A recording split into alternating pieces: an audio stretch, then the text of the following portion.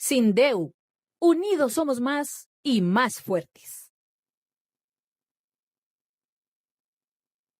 Les damos la bienvenida a una edición más del podcast del CENDEU. En esta ocasión vamos a estar hablando de la situación de los sindicatos en Panamá. Tenemos dos invitados especiales. En esta ocasión vamos a hacer tal vez un tema un poco diferente a lo que ya hemos hecho en otras ocasiones, pero es también para que conozcamos, ¿verdad?, cuáles son las situaciones que están viviendo nuestros compañeros en otros países, en un país vecino, y para que conozcamos cuáles son sus luchas, cuáles son, ¿verdad?, qué están defendiendo también.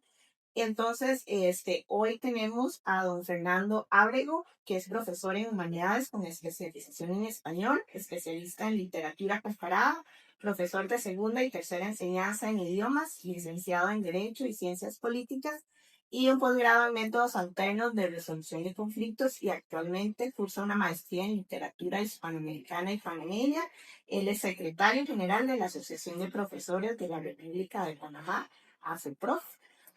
Y también tenemos a don Eric Acevedo, que es profesor de matemáticas puras en la Universidad Nacional de Panamá, en una maestría en matemática pura, especialista en docencia superior, técnico en educación musical y profesor en educación media. Él es el secretario de finanzas de la Asociación de Profesores de la Universidad de Panamá, también ASOPROF, ¿verdad? Eh, Tal vez que ustedes nos cuenten un poco cuál es el motivo de la visita en este momento a Costa Rica. Sí, primero dar las gracias a Sindeu por el espacio, por la oportunidad.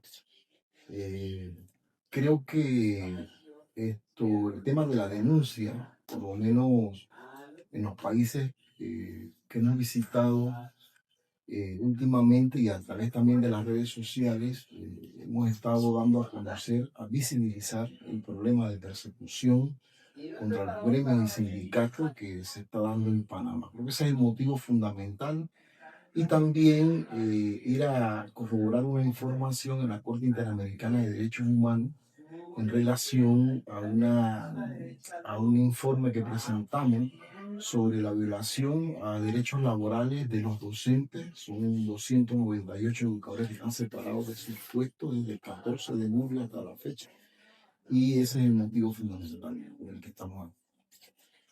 Si nos pudieran hablar un poco sobre esa huelga que se hizo de 81 días, me decían ustedes, ¿verdad? Ahora, ¿qué fue lo que pasó? ¿Por qué sucedió esta huelga? Y las consecuencias que ha traído ese movimiento. Sí, Panamá es un país de 4 millones y medio de habitantes. Es un país que se percibe desde afuera como un país de renta alta, pero las condiciones de vida que viven las y los panameños es complicado. El promedio salarial de un trabajador es de $744 mensuales. Con el costo de vida que se vive en Panamá, es difícil para una familia de 2, 3 hijos, incluso un hijo, teniendo presente que hay algunas cosas que la Constitución y las leyes, digamos, responsabilizan al Estado, pero que en la práctica no se da. Por ejemplo, la educación gratuita, ¿no?, y obligatoria, como lo establece la Constitución y la ley orgánica. Hay muchos gastos que los padres de familia asumen en las escuelas y colegios a nivel nacional. Esos son gastos de bolsillo que le denominamos nosotros en Panamá, y que disminuyen, por supuesto, digamos, la capacidad adquisitiva de la familia panameña. Entonces, esta es una situación que se suma también a un problema de salud pública. El Estado cada vez más se ha ido, digamos, dejando de lado su responsabilidad constitucional de atender el tema de salud a las y los panameños, y eso lo decimos por el hecho de que la Caja del Seguro Social, que es de la clase trabajadora y su familia, ha venido disminuyendo, digamos, sus servicios. Y eso se da más que todo por el hecho de que se ha convertido, digamos, en la caja menuda de todos los gobiernos y por supuesto que esos temas de corrupción, como también los temas de darle contratos siempre a las mismas empresas que licitan por el suministro de medicamentos, pero que esos medicamentos nunca están 100% en la farmacia por el hecho de que se impugnan unas a otras y con la venia del Estado que permite toda esa situación, todo eso va desmejorando la calidad de vida en materia de salud. A esto se suma el tema de la ley 462, que fue la que se aprobó recientemente y que tiene que ver con el tema de las pensiones de la clase trabajadora. Aquí se ha disminuido prácticamente del 60%, que era la tasa de reemplazo para un trabajador cuando ya cumplía con todos los requisitos de la edad, el tema de las cuotas y demás, y se ha disminuido al 30%. Es decir, esa ley lo que garantiza realmente es una, digamos, un futuro financiero de miseria y de hambre para los trabajadores. Y por eso estábamos luchando nosotros. ¿Y cuáles fueron las consecuencias de ese movimiento, verdad? Que es un poco también de lo que ustedes vienen a hablar en este momento. Sí, bueno, la consecuencia fue la persecución del gobierno nacional a los dirigentes que encabezamos el tema de la lucha. En Panamá, el artículo 69 de la Constitución Nacional establece el derecho a huelga y dice en el párrafo segundo de ese artículo que en el caso de los servidores públicos debe ser reglamentada, pero desde la década del 70, del 79 para ser específico hasta la fecha, los servidores públicos siempre hemos hecho uso, en este caso los docentes, hemos hecho uso del derecho constitucional, pero también el derecho universal, que es el derecho a la huelga. En un sistema democrático no puede haber restricciones en cuanto al tema de los derechos de la clase trabajadora a luchar por una vida digna, ¿no? Entonces, definitivamente que el tema de las persecuciones, el tema también de los procesos administrativos que se le tienen a 298 compañeros a nivel nacional, maestros y profesores que participaron de la huelga, esto revela realmente el estado policíaco que se vive en Panamá, un gobierno autoritario, incluso un gobierno que no respeta el Estado de Derecho, no respeta la Constitución Nacional y mucho menos los convenios internacionales como el 898, del cual Panamá es signatario. Son convenios de la OIT que hablan sobre la libertad sindical, el derecho a huelga y el derecho también a luchar por mejores condiciones de la clase trabajadora. Y tal vez, don Eric, si ahí nos puede ayudar un poco también, cuál ha sido el panorama que después de esta huelga general, ¿verdad? Que si hubo algunas respuestas del gobierno que logró que tuvo el movimiento, o si más bien, ¿verdad? El asunto más bien empeoró. Bueno, podemos decir que el movimiento sufrió bastante. Tuvimos que esperar que la Asamblea Nacional iniciara la sucesión y se escogiera una nueva junta directiva. Y desde entonces, dentro de la Asamblea, comenzar a cambiar para que se hicieran o se presentaran reformas a la ley 462. Hay reformas planteadas ya dentro de la Comisión de Salud y Trabajo de la Asamblea. O sea, que por ese sentido, hemos por lo menos conseguimos algo de que muchos legisladores, diputados, como se llaman en Panamá, se hicieran eco de la lucha de nosotros en la calle, porque las pensiones o el sistema actual de pensiones no perjudica a los que estamos en la calle ahora mismo, sino perjudica a toda la generación que viene. Y muchos de los hijos de los diputados, del trabajador común, se van a ver afectados por esa ley. Entonces lo que se consiguió fue que por lo menos más de 5 anteproyectos están en la Comisión de Salud. Ya se está, ahora la lucha es de que se presente para que sean aceptados y se vaya entonces al primer debate. Hay anteproyectos que plantean la eliminación total de la 462. Hay otros proyectos que plantean eliminar ciertos artículos otros plantean cómo se pueden cambiar el articulado. Es más, el movimiento social está planteando desde un inicio, porque el problema no es como plantea Fernando, el problema no es que fuimos a la calle porque queríamos ir, no. Simplemente, y Fernando es parte de esto, el año anterior, el año pasado, se tuvieron más de 90 días sentados en una mesa, donde más de 80 y algo de organizaciones presentaron una propuesta encaminada hacia las mejoras al trabajador y cómo salvar la caja de seguro social, y un solo gremio presentó la propuesta que está actual, que fue el gremio de los empresarios. O sea que cuando vamos a ver, el gobierno simplemente sienta, es un llamado, un supuesto diálogo, porque todo se va a escuchar, y cuando vamos a ver, toma únicamente la propuesta del gremio empresarial, un gremio que dentro de su junta directiva de la Caja de Seguro Social hay miembros que deben millones a la institución.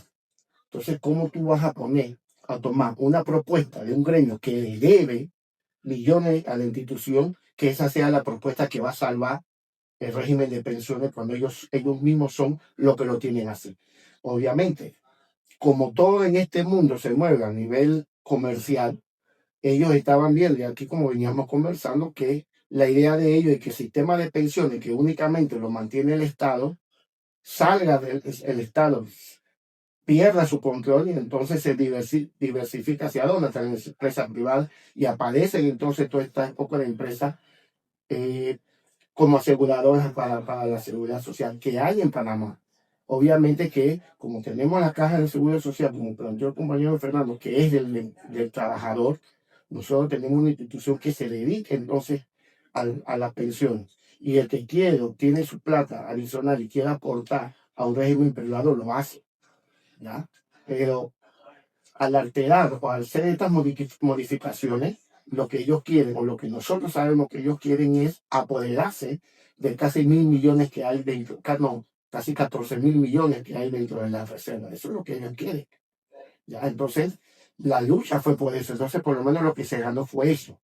Que en ese espacio que sabemos que es muy político, pero que bueno, tenemos que ahora es batallar para que se escuchen y se puedan aprobar entonces la propuesta del movimiento trabajador con la otra propuesta de los otros diputados, porque nosotros siempre hemos dicho, solamente con la modificación de un artículo se viene toda la ley abajo, porque aquí ellos no les interesaba era si la medicina, porque todavía teníamos, se aprobó la ley, todavía tenemos problemas de medicina.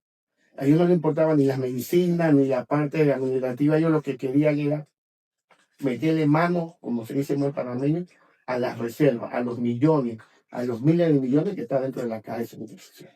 Así que no podemos decir que todo fue negativo.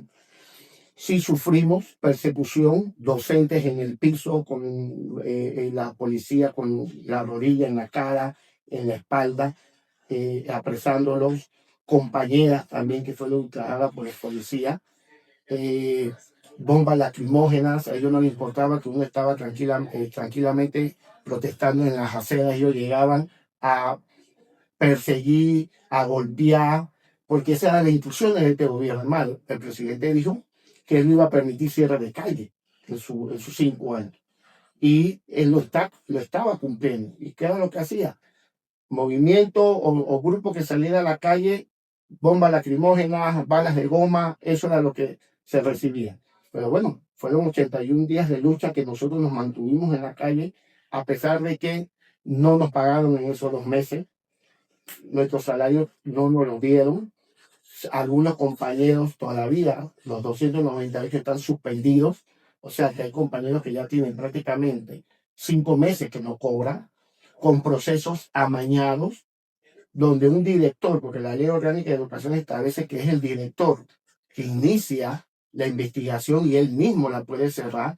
Un director cerró las investigaciones y el jefe superior lo que hizo fue anular el proceso y mandar al director a investigación. Entonces sabemos que son procesos amañados, sabemos que es una persecución, sabemos que lo que quiere tanto la ministra de Educación como el señor presidente es debilitar el movimiento obrero, debilitar los movimientos sociales, porque viene un tema muy relevante, que es el tema de la mina. Ya él dijo que se puede abrir la mina, o han dicho que se puede abrir la mina sin ningún problema. Claro, sí, porque ya no tiene oposición en las calles. Porque los movimientos más fuertes, que era el movimiento de educadores y el SUNCA, que es el Sindicato Único de Trabajadores, si usted ve las directivas antes de la huelga, todos están encarcelados y ya tenemos al compañero que está exiliado en otro país por la persecución. Ellos tuvieron que renovar su junta directiva. Es más, la ministra de Trabajo procedió a la disolución del sindicato, sobre pretexto de que como sus secretarios generales o algunos miembros tienen casos dentro de la justicia panameña, y nosotros le decimos, pero si el partido político que está en el poder ahora mismo, el presidente de ese partido político es Ricardo Martinelli, y ahora la corte acaba de fallar, donde ese señor tiene una condena de más de 30 años por corrupción. Entonces significa que ese partido político también lo deben de eliminar, porque su presidente sí ha sido condenado por la justicia panameña en caso de corrupción. Entonces, aquí es donde uno ve que para ellos nosotros somos los delincuentes porque salimos a la calle a protestar por el bienestar del pueblo, pero ellos no. Ellos no son delincuentes, ellos son los que pueden hacer y deshacer dentro de la política panameña. ¿Y qué, digamos, qué estrategias o qué movimientos están haciendo ustedes a nivel tanto interno como internacional, ¿verdad? Para dar a conocer un poco la situación que está pasando con el movimiento sindical en Panamá. Bueno, creo que el tema de la sede aquí en Costa Rica va a ayudar mucho en poder visibilizar la vulneración a los derechos humanos y a los derechos laborales. También estamos trabajando en el tema de una relatoría para presentarla en la Organización Internacional del Trabajo. Tenemos también recursos, amparos que hemos presentado en la Corte Suprema de Justicia. Algunos ya lastimosamente nos los han negado. Lo que pasa es que son distintos tipos de recursos. Algunos están relacionados al tema de la devolución de los salarios caídos, porque el procedimiento que se utilizó, la manipulación de la plataforma de la Contraloría, conjuntamente con el Ministerio de Educación, que eso no había ocurrido nunca en la vida en Panamá. Incluso compañeros le aparecen en la carta de trabajo, en la proforma, le aparecen licencias sin sueldo, cuando nadie ha solicitado ninguna licencia sin sueldo, la colocaron ahí, pero era para justificar el no pago de los salarios. Tenemos amparo en relación a ese tema, tenemos amparo también en relación a un decreto espurio del Ministerio de Educación, donde le permitía a reemplazarnos a nosotros en nuestro puesto de trabajo mientras estaba el proceso de huelga. Entonces, definitivamente que el gobierno nacional desconoce ese derecho fundamental que está en el artículo 69 de la Constitución Nacional, que es el derecho a huelga, el ejercicio de un derecho. El argumento del gobierno es que como no está reglamentado, los servidores públicos no tenemos derecho al tema de la huelga. Pero realmente el convenio 87 y 98, la OIT no hace distinción en el trabajador, si es de la esfera pública o si es de la esfera privada. Tenemos los mismos derechos. Y se nos está aplicando a nosotros el artículo 204 de la Ley Orgánica de Educación, que dice que todo docente que falta por el periodo de una semana se le declara como abandono del puesto. El problema es que el abandono del puesto su naturaleza es que el trabajador no tiene ánimo de regresar. Pero nosotros no regresábamos, no era porque no teníamos ánimo de regresar, no regresábamos porque estábamos en el ejercicio del derecho a la huelga, que es muy diferente. Entonces, claro, todo eso lo han tergiversado, lo han amañado con el apoyo incluso de la Policía Nacional, que incluso iba a las casas de los compañeros a notificarlos, incluso con el apoyo de la Contraloría General de la República, que no son funciones de un contralor que se tiene que dedicar a la fiscalización y uso correcto del erario público. Se dedicó fue a perseguir a los docentes, pero también con el apoyo de la Corte Suprema de Justicia. Pero frente a toda esa embestida empresarial también, de la P, de la Cámara de Comercio, Nosotros como movimiento social, como gremio, estamos haciendo la lucha, estamos en un proceso de resistencia. Mantenemos vigilia todos los sábados frente a la iglesia del Carmen, en la ciudad capital y también en otras provincias. Hay el apoyo de la población en el sentido de que aportan recursos económicos para dárselo a los compañeros que están sin salario de hace muchos meses, compañeros que están a punto también de perder su casa, algunos perdieron sus carros, han tenido que vender sus vehículos. Es decir, hay toda una situación alrededor del tema salarial que vulnera derechos humanos fundamentales. Entonces nosotros, frente a todo eso, nosotros somos en la práctica en Panamá, somos la verdadera oposición contra los abusos de poder, contra la arbitrariedad, contra la tiranía. Eso es lo que hacen los gremios magisteriales, como la Asociación de Profesores, que tiene 80 años de existencia. Nosotros somos una organización que nació en 1945, participó de la gesta del 9 de enero del 64 y ha participado de todo el proceso de soberanía contra la dictadura militar de Noriega, y hemos participado juntamente al pueblo panameño en la defensa de sus cargos de interés. Pero claro, como no les conviene tener gremio como los nuestros, como sindicatos como el Suntra, entonces se van a la ilegalidad, al terreno de la ilegalidad, al terreno de montarte procesos amañados penalmente. Incluso el presidente que tenemos nosotros hoy, cuando él fue ministro de Seguridad en el gobierno de Ricardo Martinelli, mismo que está ahora mismo exiliado en Colombia, como lo mencionó el compañero Eli, por el tema de corrupción, por el tema de sobre. Ese ministro fue acusado y tuvo un proceso por la compra con sobreprecios y por el tema de corrupción en la adquisición de radares y en la adquisición de helicópteros cuando era ministro de Seguridad. Y tuvo preso creo que más de 6 meses. Pero en Panamá hay algo que los panameños siempre decimos, que es el pacto de no agresión. Un gobierno no acusa al entrante para que el entrante no revele lo que el saliente, todos los actos de corrupción que hizo. Y esa es una componente que hay histórica entre la clase empresarial, la oligarquía panameña y la clase política, ¿no? Que son sus mandaderos. Ustedes también hablan un poco acá de el proyecto educativo que tiene el gobierno actual. ¿De qué se trata? ¿Verdad? Un poco que nos cuenten de qué se trata, ¿verdad? ¿Cuáles son las características que tiene? Sí, en Panamá nosotros tenemos una ley orgánica de educación, que es la ley 47 de 1946. Es una ley que garantiza la educación gratuita en todos los niveles, pero de manera obligatoria solamente en el segundo nivel de enseñanza.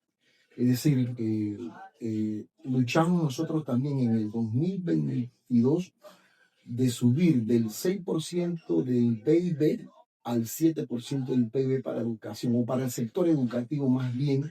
Y ahí se hizo un desglose de que de ese 7%, el 5.5% iba para el Ministerio de Educación, SENACYT, y para el IPE, de los estudiantes con necesidades educativas especiales. Hace recientemente, creo que nada más 4 días aproximadamente, la ministra de Educación saca un decreto para cambiar todas las reglas del juego de los nombramientos de los docentes en Panamá, vulnerándole, por ejemplo, el derecho a todo aquel docente que para conseguir la permanencia trabaja en áreas de difícil acceso, en las áreas comarcales o áreas rurales apartadas, para que prácticamente no tengan la posibilidad de poder trasladarse de esos lugares a un lugar más cercano. Porque ¿qué resulta? Que ha cambiado la regla del juego en el sentido incluso de que va a permitir la permanencia de compañeros que no quieren ir para esas áreas apartadas, sino que quieren ir directamente a áreas urbanas, permitiéndole estar 5 años como TEFA. TEFA es tiempo hasta finalizar el año. Esa es una modalidad de nombramiento de docente que existe en Panamá, que no es permanente, porque permanente es cuando eres, por ejemplo, periodo probatorio por un año, periodo probatorio, bueno, está cambiando todo ese mecanismo de nombramiento y de traslado en Panamá. Y por otro lado, están enfocados simple y sencillamente no en atacar los temas estructurales del sistema educativo, sino, por ejemplo, en adquirir computadoras, por ejemplo, comprarle computadoras a todos los estudiantes, que para nosotros eso realmente no atiende los problemas fundamentales de la educación en Panamá y el tema de la calidad y todo lo demás.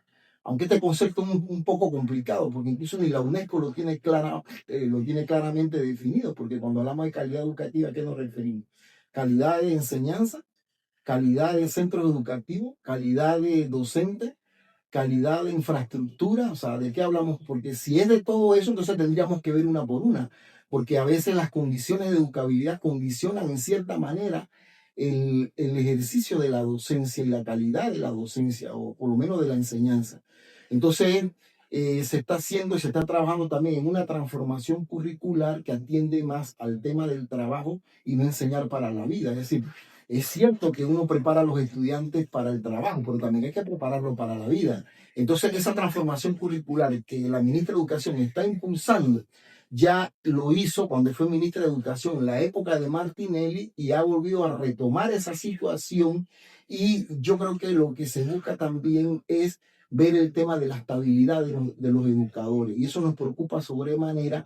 Y sobre la base de eso, nosotros también hemos estado en la Comisión de Educación de la Asamblea Nacional dando nuestros aportes eh, para evitar, para evitar que entremos en lo que nosotros hemos denominado paso lento pero firme hacia la privatización de la educación pública en Panamá. Continuamos con la segunda parte del podcast. Seguimos aquí hablando con los compañeros Fernando Ábrego y Eric Acevedo, que ellos son compañeros que vienen desde Panamá a hablarnos de la situación que está sucediendo en este momento en nuestro país hermano, ¿verdad? Con la cuestión de varios temas. Hemos hablado un poco de la crisis en la caja del Seguro Social en Panamá, la crisis también que devino en una huelga de 81 días y por el que hay 298 personas que fueron separadas de sus puestos. Y también un poco estamos hablando ahora del tema de la propuesta o el proyecto de educación que tiene el gobierno panameño. Entonces, tal vez retomar un poco ahí, ¿verdad?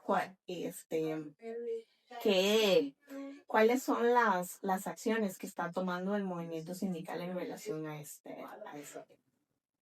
Bueno, tal como lo manifestó el compañero Fernando, es bueno que se maneje con la destinación correcta. El gobierno como gobierno no tiene un plan educativo nacional. ¿Ya? Lo que están haciendo es improvisando o tratar de hacer lo que no hicieron el periodo anterior. Porque esto de la compra del laptop para solo los estudiantes, eso viene de la época anterior. Y ¿de qué me vale que yo como Estado le dé una laptop a un estudiante si en su casa no tiene ni siquiera energía eléctrica o no tiene internet? ¿Verdad? Y esas son las realidades que hay que primero ver. Las condiciones de calidad que debe de tener un estudiante en su casa para poder manejar ese equipo informático. ¿De qué me vale tener laptop en el colegio si el colegio no tiene tampoco un internet que sostenga toda esa cantidad de computadoras? Porque ni siquiera los laboratorios de informática mantienen un internet correcto.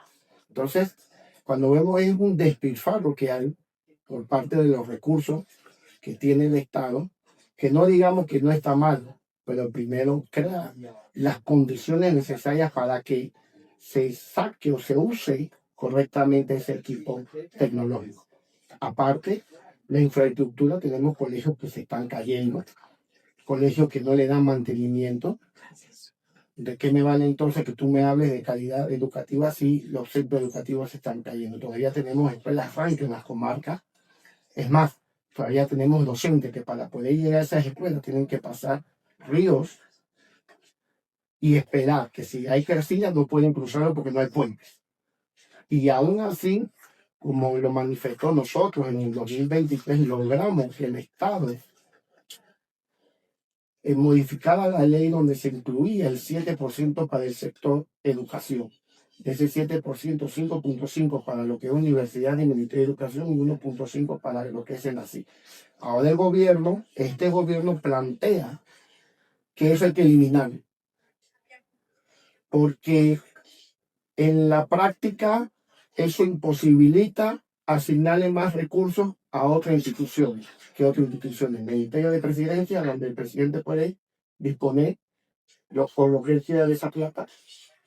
Todos los países a nivel mundial invierten en educación de acuerdo al porcentaje del Producto Interno. Y Panamá es uno de los que siempre hemos dicho de lo que menos aporta. Entonces, si tú verdaderamente tienes una política educativa, pero es en desprecio, en de mejorar, para nosotros no es política educativa. Eso simplemente es desmejoramiento educativo y entonces echarle la culpa aquí al docente. Porque lastimosamente nosotros estamos en el medio de todo esto. Y nosotros como gremio, como movimiento, siempre hemos criticado esas políticas mal habidas, mal hechas de los gobiernos. Esas políticas que viene un gobierno y en 5 años quiere hacer esto, pero cuando viene el otro gobierno ya eso no sirve, hay que hacer lo otro. Esas no son políticas de Estado. Entonces en Panamá no tenemos una política de Estado en el ramo educativo. Lo que tenemos son políticas de plan de gobierno. Esto es lo que voy a hacer en 5 años. No me importa gastar 40 millones en eso. Yo lo que necesito es gastar en eso. Porque mis amigos empresarios necesitan entonces esta parte monetaria. Entonces, ¿qué es lo que el movimiento está haciendo? Estamos peleando. Estamos tomando participación dentro de la Asamblea Nacional en la Comisión de Educación, discutiendo y viendo y aportando en muchas de las leyes que se han presentado, porque no nos queda otra. Tenemos que pensar entonces en los 298 compañeros que están destituidos y también pensar en los otros 41.000 que no están destituidos, que sabemos que en el momento que salgamos a las calles, con este gobierno lo van a separar todos. A mí no me importa que me separen, yo voy a la calle, ¿ya? Porque lo que yo sé y mi conciencia me dicta que lo que está haciendo este gobierno está mal. Y lo que quiere es acabar con el movimiento social. Pero bueno, seguiremos en la calle. Así que lo que nosotros hemos planteado es pelear desde adentro. Se están discutiendo ciertos anteproyectos de ley en la Comisión de Educación. Estamos participando, estamos aportando. Es más, estamos llevando también anteproyectos de ley. Porque esa es nuestra labor.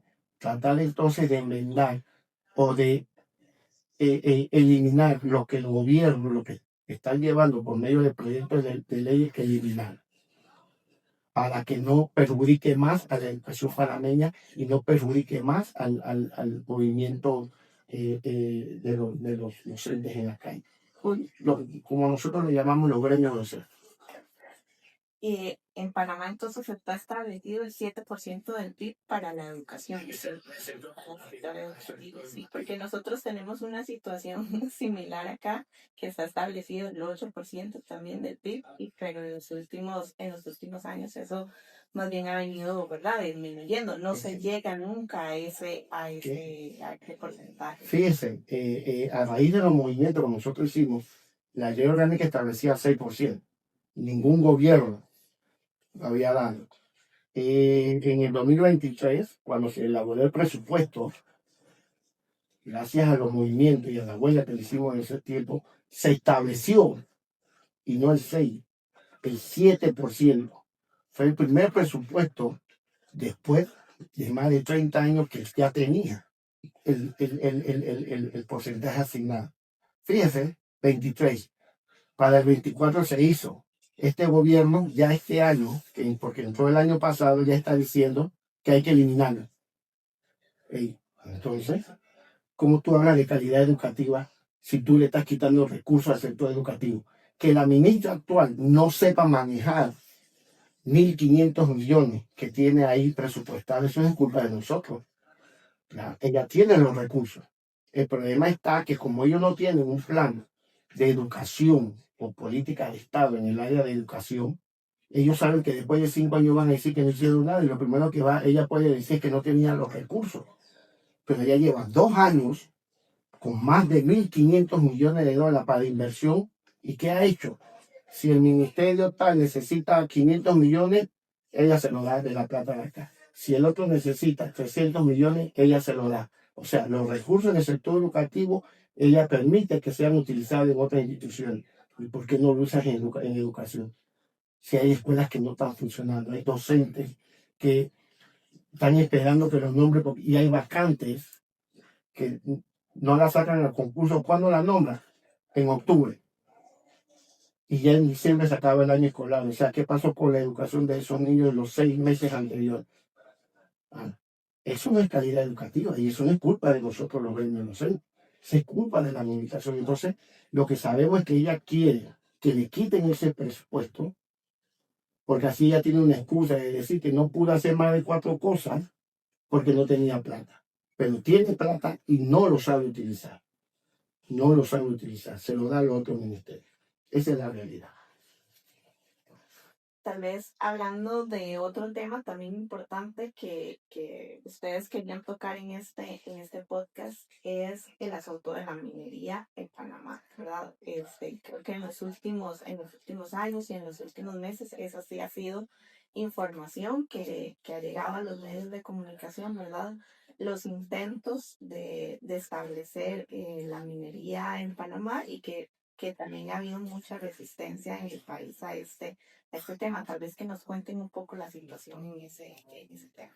Sí, en el 2023 nosotros y la clase trabajadora organizada, sindicatos, gremios, dinamizamos una lucha en donde el pueblo panameño, en términos generales, se opuso a este nuevo modelo de desarrollo, este nuevo modelo de explotación de recursos, que es la minería a cielo abierto, que pese a la narrativa del gobierno del momento, que era una minería a cielo abierto responsable, porque le van poniendo adjetivos o epítetos, pero todo el mundo sabe que la minería a cielo abierto es perjudicial y se trata de un tema de salud, porque contamina los acuíferos y todos esos ríos están interconectados. Panamá es un país pequeño, incluso también la destrucción de sistemas de bosques primarios,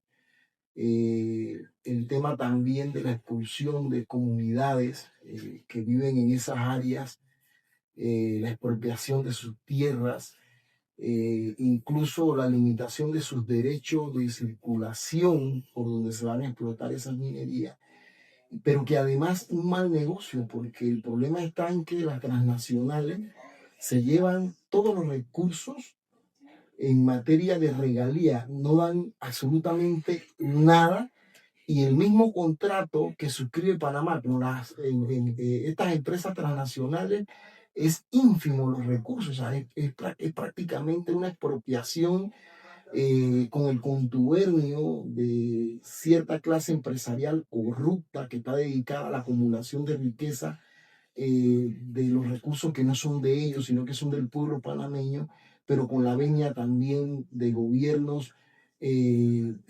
autoritarios, sobre pretexto de generar empleo, cuando todos sabemos aquí que una vez que termine la minería, lo que va a quedar es un gran hoyo allí que nos va a contaminar, que va a comprometer nuestra salud y que de hecho incluso hay una provincia que se llama Coclé, que es donde prácticamente se está explotando gran parte del tema de la minería y tienen un alto índice de problemas renales, de problemas incluso de cáncer, y eso no es coincidencia, ¿no? No es coincidencia. Y definitivamente que este gobierno, a pesar de la lucha del 2023, donde el pueblo panameño en las calles dijo, no queremos este modelo de desarrollo, porque Panamá es un país pequeño, con bosques tropicales, y realmente la mayor riqueza que puede tener un país es el área verde. Y yo no sé acá en Costa Rica si se explota el tema, por ejemplo, del turismo ecológico, pero nosotros hemos apuntado a otra forma de desarrollo de las comunidades, donde se puedan incluir a las comunidades en esos procesos digamos, de turismo ecológico. Sin embargo, en Panamá no, o sea, Panamá, quienes nos gobiernan lo ven de otra manera, ¿no? Entonces, este gobierno ha planteado la reapertura nuevamente de la minería sobre pretexto de la generación de empleo y vamos a ver entonces cómo se desarrolla esta temática porque sabemos que la brutal persecución, intimidación, procesos amañados, incluso se habla de torturas en la provincia de Boca del Toro en esta última huelga que se dio de compañeros noves que fueron incluso asesinados. Usted tiene que ir a Boca del Toro, conversar con la gente que vive allá y eso es lo que la gente le dice. Nosotros fuimos recientemente, hace menos de un mes, estuvimos en Boca del Toro y conversábamos con la población y eso es lo que dice la población, que la población lo que manifiesta es que hubo de parte de la Policía Nacional un uso excesivo de la fuerza y la gente te cuenta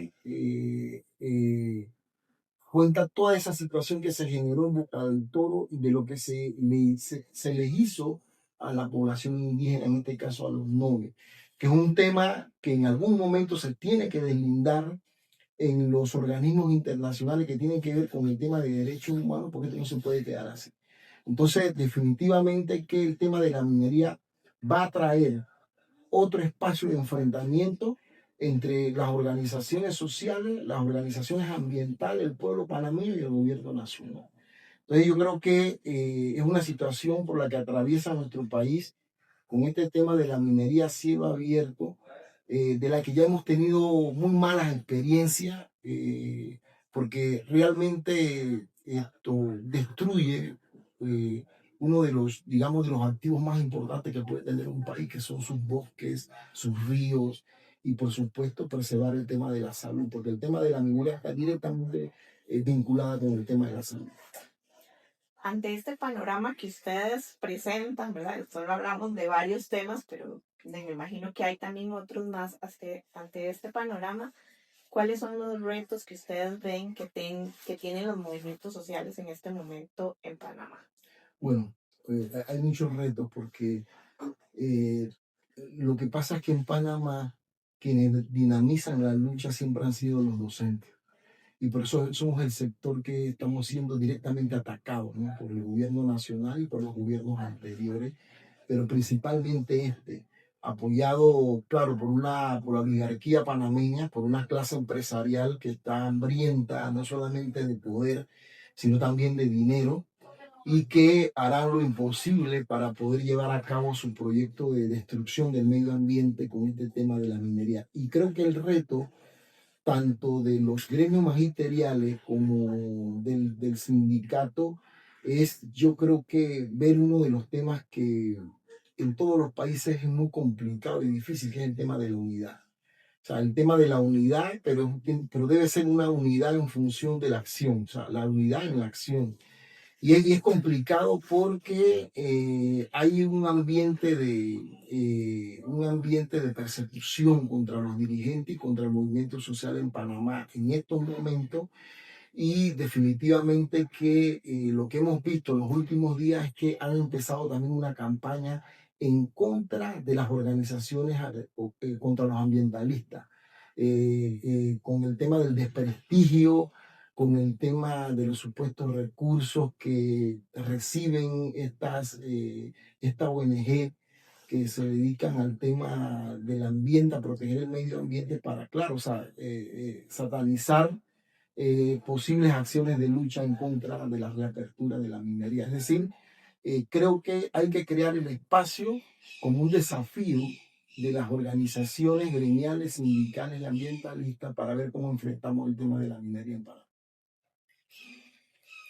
Escuchándolos a ustedes, hay cosas muy similares, ¿verdad? Hay cosas muy parecidas a lo que sucede aquí también en nuestro país, en temas como la caja de seguro social, la educación, inclusive en el tema de la minería, ¿verdad? Aquí también ha habido intentos de volver a abrir una cosa que en este momento está prohibida por ley, ¿verdad? Que es la minería a cielo abierto, pero hay intentos desde varios sectores de poner eso a funcionar nuevamente.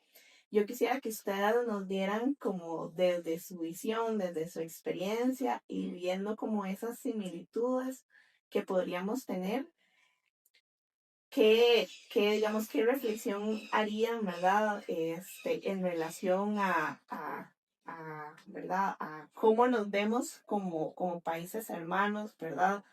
Cómo como estos problemas también afectan a Costa Rica, ¿verdad? Como hacer esa comparación entre un poco lo que ustedes están pasando y lo que nosotros también estamos viviendo en temas similares, ¿verdad? ¿Cuál podría ser como esa reflexión? Bueno, eh, Costa Rica, por lo menos desde la perspectiva panameña, siempre hemos visto como buenos administradores del medio ambiente y que incluso eh, lo han vinculado al tema del desarrollo también de las comunidades y como una promoción también del turismo ecológico y demás.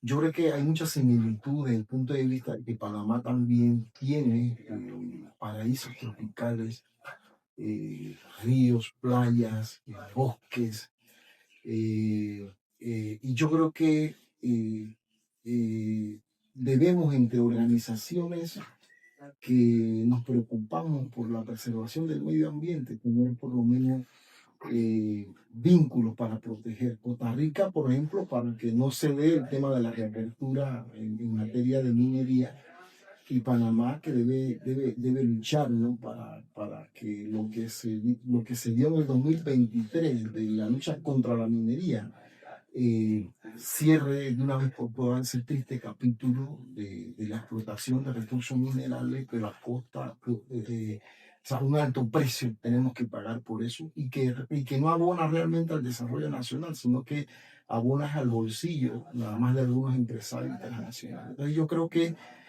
tenemos muchas cosas en común como países centroamericanos, pero también cosas en común del punto de vista como lo mencioné hace un momento, de estos paraísos fiscales, el tema del medio ambiente. Y yo creo que esto llegará el momento en el que no sé cuándo será eso.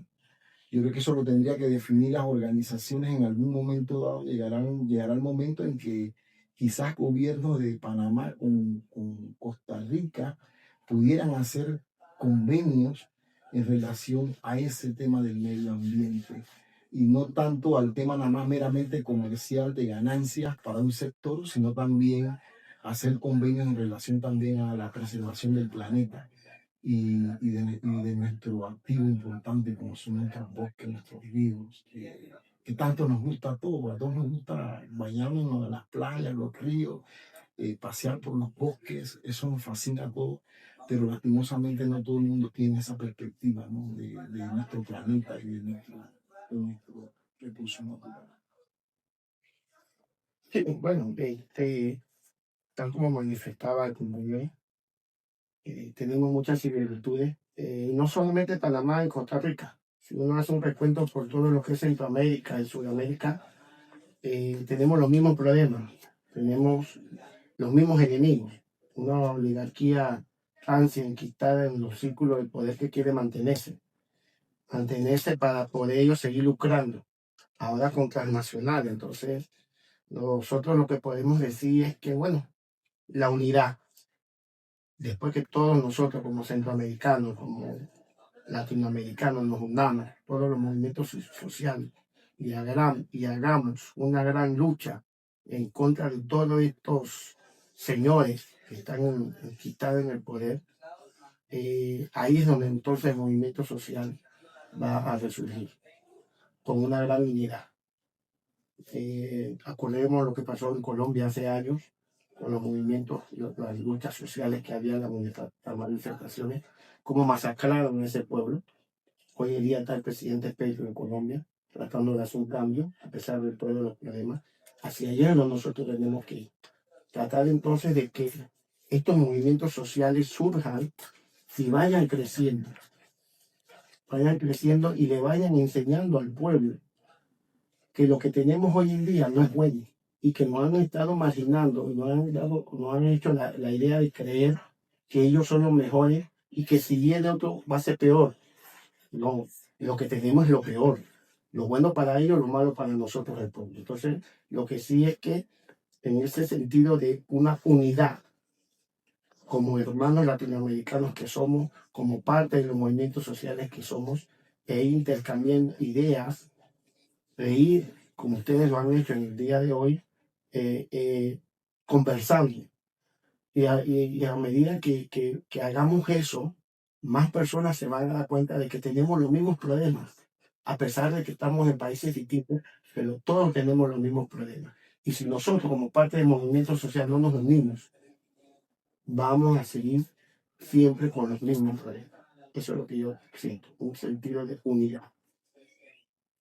Bueno, yo quisiera agradecerles a don Fernando y a don Eric por esta conversación. Creo que ha sido muy enriquecedora y creo que nos da también un panorama, como dice don Eric, más amplio, ¿verdad? De que los problemas en Latinoamérica son muy similares, ¿verdad? Creo que es importante que sepamos lo que está pasando en nuestros países hermanos precisamente para lograr esa unidad que tanto se necesita en los movimientos sociales. Así que les agradezco de verdad su presencia. Espero que la denuncia que ustedes vienen a poner ahora pues camine y abrirles las puertas, ¿verdad? Del FINDEU, de nuestra Universidad de Costa Rica. Y muchísimas gracias por habernos acompañado en esta conversación tan enriquecedora. Gracias, Señor, por el espacio. Sindeu, unidos somos más y más fuertes.